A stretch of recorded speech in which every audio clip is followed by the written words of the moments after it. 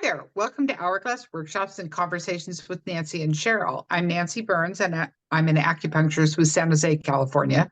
And I'm Cheryl Seavey. I'm a writer, blogger, and researcher in Los Gatos, California. Today, we're following up on a video conversation we did last time about where we were on the continuum of activities from zero to full out, totally overwhelmed and overbooked. And Nancy brought up an interesting issue that she's dealing with, and we thought we'd expand that conversation to today and bring that up.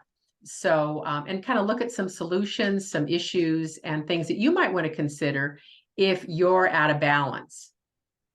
Yeah, actually, between the last video and this one, we were talking about this, and I realized in talking to Cheryl that a lot of my activity is really not physical, it's up in my head. Right. I have these perceived obligations that I have created for myself.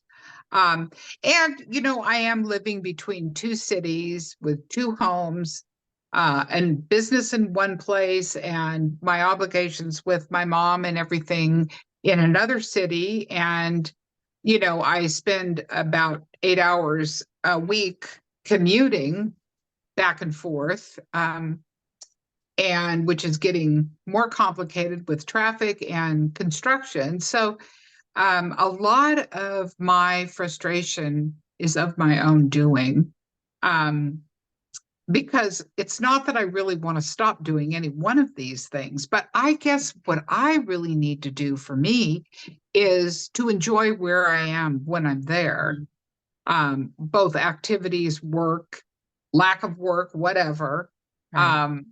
instead of always be living in my head with all the things that I need to do, And I don't know how many people do that. Do you do that? I don't do it as much as I used to. I used Uh-huh. to ruminate about, kind of what's going on, planning different scenarios and in my head. And that's where journaling has really helped for me. But I think when, Yeah. in our conversation that you were just talking about, because right now I'm in a a good balance. And we all know it's a continuum. It won't stay that way. I know that. I'll try my best, but we all know things happen and obligations take over.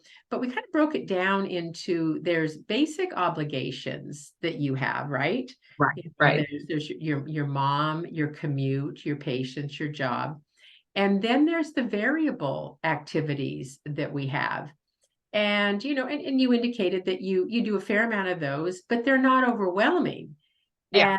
And then in the conversation, it's where you brought up that so much of the kind of the stress points, if you will, and feeling overwhelmed is in your mind. Yes. And I It think seems like wherever I am, I've got to rush to the next thing. I don't right, actually, right. but in my head, I do. Yeah. Well, So I think it's all out of my head. That's the problem. yeah, but a couple of things. One is, you never appear that you're rushing. And we all have people in our lives that look like they just skidded into wherever they are, and a little disheveled and a little crazed but you never appear that way. And you are not you don't wear a watch, and yet you're always on time. You're very prompt, and you're very, together when you show up. Now you may be scrambling in your brain, but I'm not seeing it. So, so that's one thing. The other is, you talked about things that are in your head.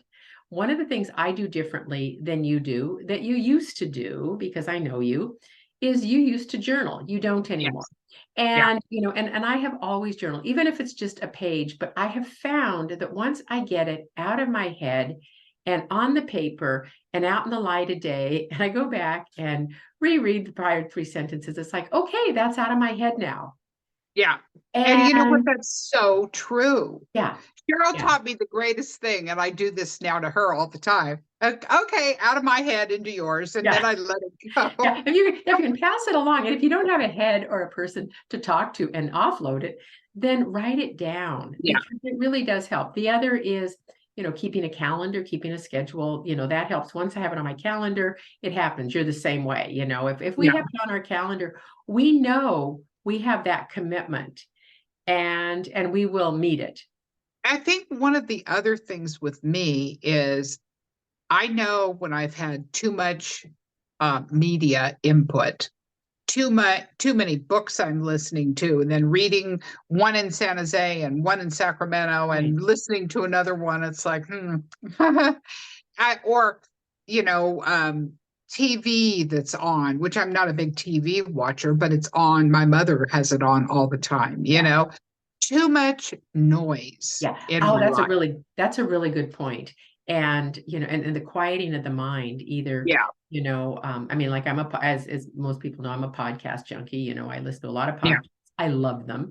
yeah, I'm constantly reading, and there's input, but I have really learned to appreciate the silence, and yes, not only the silence around us of what we're hearing and listening to, but the just the noise of the day and calming our minds down. So if I were giving you advice, which of course I never do, but I'll give you a suggestion, is okay, perhaps you might try journaling a little bit more yeah, often, yeah, or when you're out, I mean, and there's some people that aren't journalers. I know you mhm, are, and that works for you. yeah, And and try to do some of those things, because it'll quiet the mind, and then being more present, and like you brought up a good point about being more accepting and okay with what's going on.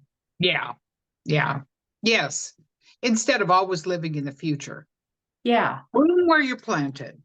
yeah, and take a look around. Yeah, we got so many gardening, quotes. I think we'll leave it with bloom. But Very good. then again, there's smell the roses. But okay, so I think, either if you're not comfortable with where you are, take a look at what can you change. And are there the activities that, are the activities, or is a lot of it in your mind? Yeah, yeah. I Yeah. think it's good to be aware of that. Yeah, good point. So, Well, we'll talk. I'm sure we'll talk about this later, and you may be talking me off a ceiling soon.